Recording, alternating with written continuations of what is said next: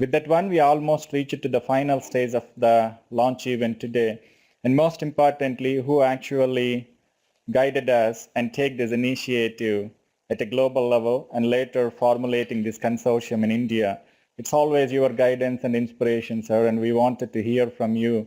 And also you are the one always allow us to take any kind of risk and allow us to understand what kind of challenges and opportunities whenever we are in the stage of failing, and you always showed us the right direction towards to going into the success side. Thank you. With that, we wanted to invite you and hear from you.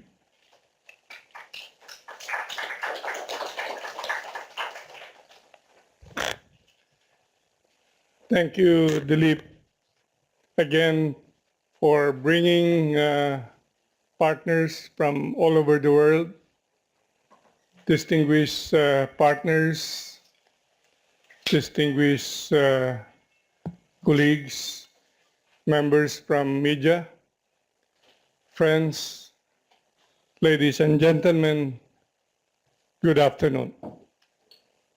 Are you hungry? Okay, the world is hungry. 6 billion people in the planet today, or 7 billion, becoming 9.2 billion by 2050. We need a global approach. There have been initiatives in the past, here and there, various countries, advanced countries of the West, many initiatives from the developing countries. But the gravity of the situation calls for a new approach, an innovative approach, so to speak. And that's why the One Agriculture, One Science Consortium has been born to bring to fore all ideas, all innovations, all the minds and the hearts that are needed to tackle the big problems of this planet. And that is to feed the very poor people particularly. You know, we have been hearing these statistics about 1 billion poor people not having enough to eat. But before that, let me congratulate the consortium that really brought to bear the very birth of One Agriculture, One Science, a global education consortium. Let me start to mention Ramesh Reddy of University of Florida. Can we give him a big, big hand?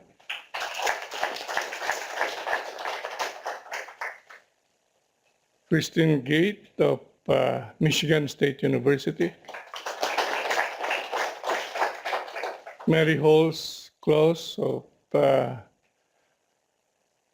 California State Polytechnic University. Manjit Misra of Iowa State University. And Dilip Kumar of ICRISAT. You know, institutions that they represent really have this global concern to help developing countries much more. And that would include India, to help feed their hungry and poor people. Now, having congratulated the steering committee members of this One Agriculture, One Science, let me at this stage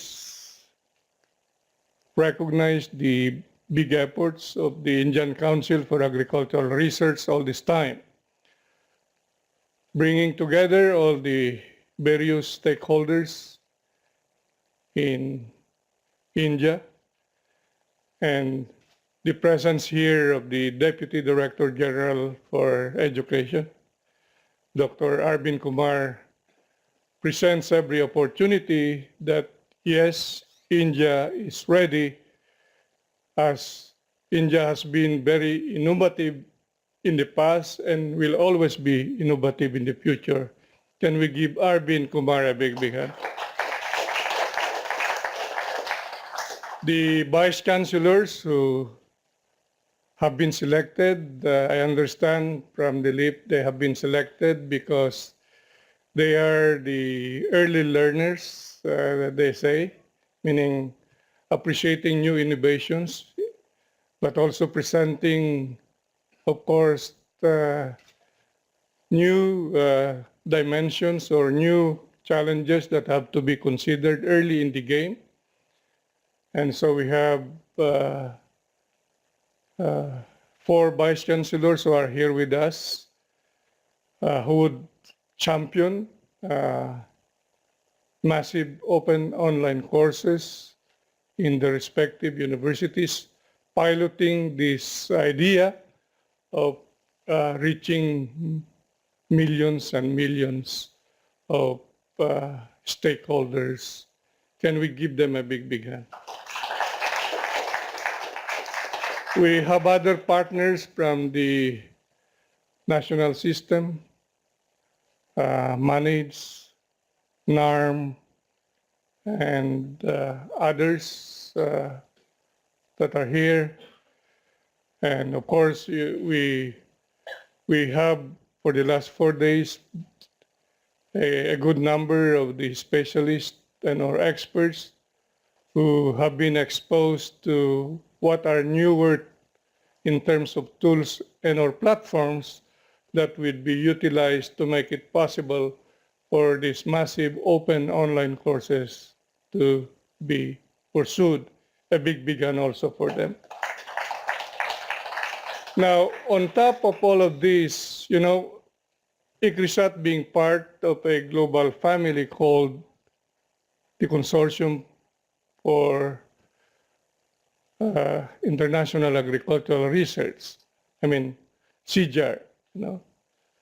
We have partner institutions we are hosting here who will be brought in, including that of ABRDC, and you know, all this global expertise will be brought in the process of building massive open online courses for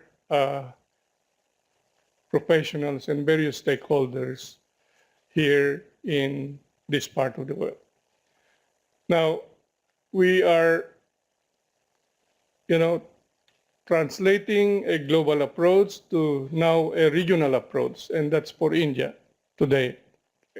This is the importance of highlighting this new dimension of working together or enhancing the working together of existing partnerships that have been there, and now seeing to it that we are able to tap the power of information technology to make it possible for us to really develop agriculture and really feed the Indian population. So from that context of a global perspective, if you look at India today, mention has been made about the very, successes Indian agriculture had. 265 million metric tons of food grains produced. It's such a tremendous success story. But yet, 1/3 of the population are poor. And when they are poor, they are hungry. That's the, you will always have to equate that. They're not able to buy enough food for them to have 3 square meals a day. And that's the very anchor of all of these initiatives. Let's have, IT, MOOCs for this matter, One Agriculture, One Science, has always to be anchored on the bigger vision. And the bigger vision is to feed the world, to feed India in this particular instance. without anchoring that to that vision, then every intervention or any innovation that is there will only be too academic. No, so using the word academic, I also am a graduate of a university, and there are those universities who are only producing graduates that are too academic. I mean, they may have the knowledge, but their knowledge are not used in a proper way. So knowledge gained, if not utilized, for the growth and development of agriculture and its rural areas is not really a good thing to have. And that's why we always have to mention that when we have one agriculture, one science, that we use all the knowledge that we have, the science that have been generated, to really transform our agriculture and rural areas, to make it possible that we grow and will be able to feed this 1/3 that are poor in the population of India. Nutrition problem has been mentioned. 42% of the children of India is malnourished. And yet we have 265 million metric tons. And because these are mostly carbohydrates. So we need now to really remove the policy distortion that has been there. I would like to make myself clear. We need to continue producing rice and wheat. Yes, that's needed. But at the same time, you need to diversify your food system, your food basket. We need to have a balanced diet. And that's why most of the children, or 1/3 of the children of India, or 42% of the children of India are malnourished because they lack protein, vitamins, and other essential minerals. So again, while we have the basic knowledge, are we doing enough to really handle these big problems of hunger, poverty, and malnutrition?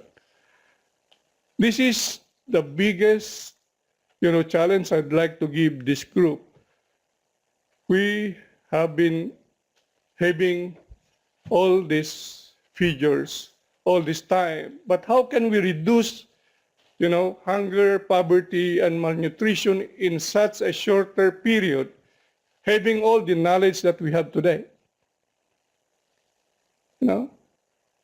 So we believe that our educational system even has to reinvent itself. We are producing too much graduates today, too many graduates today that don't have employment after graduation from the university, because they will only be eyeing employment with government, and government can only absorb so much. So how can we not reinvent ourselves so that we produce graduates that will, produce jobs themselves? Create jobs themselves. Entrepreneurial science has now to be brought in. If we want not only to be productive in agriculture, we should also be encouraging more of these graduates to make it possible for agriculture to be profitable and resilient, for that matter. So big issues have always to be the anchor of this thing that we are launching today. Dilip has mentioned this is a piloting thing, and we hope that in this pilot period that many of the concerns that have been raised will be considered in trying to customize under this region, India as a whole, so that we should be able to reach more, massive, that's the word, massive, which means millions. And, if if we cannot cut short that period of reducing poverty, hunger, and malnutrition, and with all the knowledge that we have, then there should be many other innovation systems that should be brought in. And mention has been made about information technology as becoming one of the disruptive technologies that will change the world. And that, yes, agriculture must embrace this and much more. India today, we're having a prime minister who is IT savvy and are, having the drive to use all types of innovation systems possible to transform rural India, agriculture India, something that is progressive and dynamic. Thank you and good day.